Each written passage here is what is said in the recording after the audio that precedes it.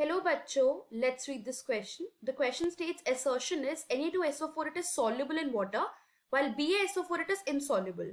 Reason lattice energy of BaSO4 it exceeds its hydration energy. Option A both A and R are true but R is the correct explanation.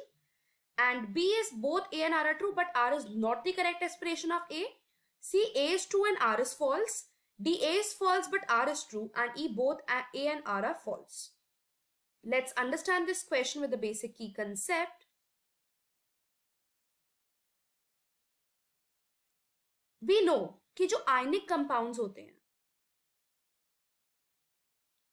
ionic compounds, they are basically soluble in water. And basically other polar solvents भी वो solvent मतलब soluble होते हैं जिनका dielectric constant ज़्यादा होता है. So they are soluble in water. As हम यहाँ पे water की बात कर रहे हैं, क्यों soluble होते हैं? क्योंकि उनका जो electrostatic attraction है, as we know that ionic bond electrovalent bond होती है and they are formed due to the electrostatic force of attraction दो charges के बीच में.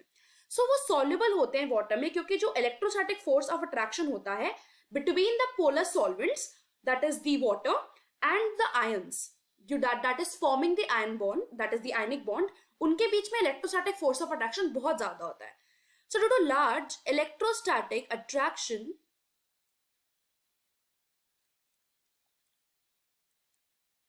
between polar solvent, that is the water, we know that water is polar, between polar solvent and ions. But basically it is insoluble in non-polar solvent. Now let's understand कि solubility basically किस पे depend करती है. But for that हमको तीन energies के बारे में पता होना चाहिए. That is first is lattice energy. Lattice energy होती है कि कितनी energy हमको चाहिए जब हम एक mole of crystals को form करते हैं by its ion. So lattice energy is defined as the amount of energy required when 1 mole of crystal is formed from its constituent ions. And second is hydration energy. Hydration energy basically energy released होती है जब हम dilution करते हैं एक molar concentration का किसी gaseous मोल का, गैसियस आयन का जब हम डाइल्यूशन करते हैं तो जो जोन सी एनर्जी रिलीज होती है that is hydration energy. So hydration energy it is the energy released when dilution of 1 mole of gaseous ion occurs. And next energy is solvation energy. Solvation energy.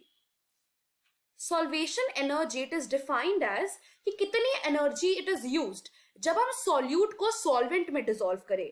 So energy required on dissolving solute in solvent.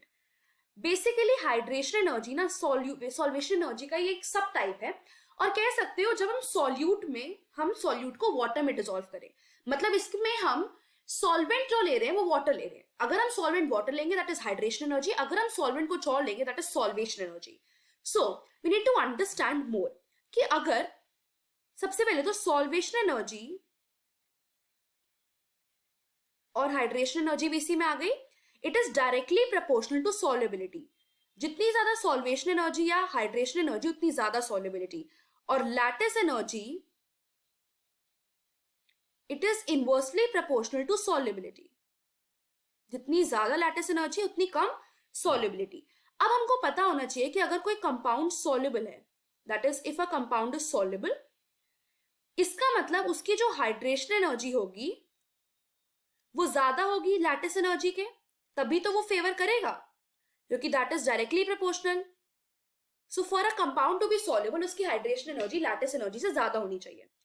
अगर मैं cation को बहुत छोटा लूं, सो smaller cation अगर हो, we know that smaller cation की higher lattice energy होती है क्यों लैटिस एनर्जी ज्यादा होती है? Because of the higher electron density. जब स्मॉलर केटायन की लैटिस एनर्जी बहुत ज्यादा होगी, बिकॉज ज्यादा एनर्जी चाहिए होगी क्रिस्टल्स को फॉर्म करने के लिए, हेंस हम यहां से स्टेट कर सकते हैं it will decrease the solubility. इसका मतलब smaller cation has less solubility. And we need to understand कि अगर एक कंपाउंड सॉल्युबल है, तो सपोज अगर मैंने उस कंपाउंड को वाटर में ऐड किया, राइट, वाटर में ऐड किया, तो जो H2O मॉलिक्यूल है, due to its hydration energy, that will surround the ion, and due to which hydration energy will favour the solubility, and वो फेवर हो जाएगा कि वो सॉल्युबल हो गया।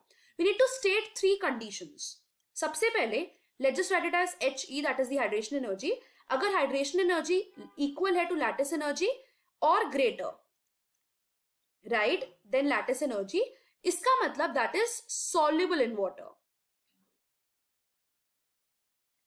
बट अगर hydration energy it is less than that of lattice energy, इसका मतलब वो वाटर इनसॉल्युबल है।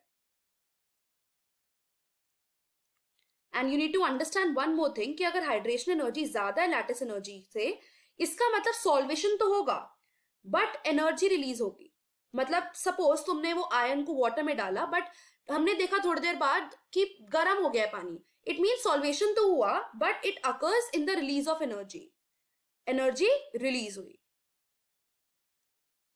These are the basic conditions, these are the basic reasons कि solubility क्यों होती है। Now let's understand the assertion first. So assertion कह रहा है that Na2SO4 is soluble in water while BaSO4 is insoluble. That is right, क्योंकि Na2SO4 में क्या है, hydration energy it is greater than that of lattice energy, or you can say hydration energy it is equals to lattice energy, right? Hence it is soluble in water. But BaSO4 इसमें क्या है, hydration energy it is very less than that of lattice energy. Lattice energy ज्यादा है इसलिए it is insoluble, right? So the assertion is right. Option B, that is reason is that lattice energy of BaSO4 it is exceeds its hydration energy. That is correct, क्योंकि BaSO4 में क्या है, lattice energy ज्यादा है than that of hydration energy, तभी तो वो insoluble है। That is the only condition जो उसको इनसॉल्युबल बना रही है। Hence the reason is also right. So assertion and reason both are correct, and reason is the correct explanation of A. So the final answer to this question is option number A. I hope you understood it well. Best of luck.